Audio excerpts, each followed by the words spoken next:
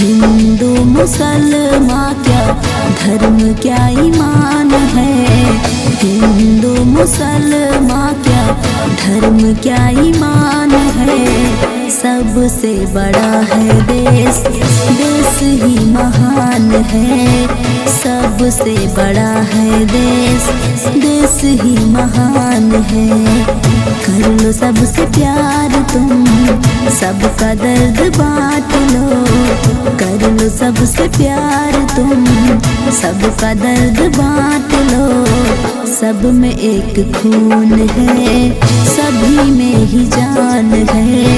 सब में एक खून है, सभी में ही जान है। नफरतों को प्यार में देंगे बदल।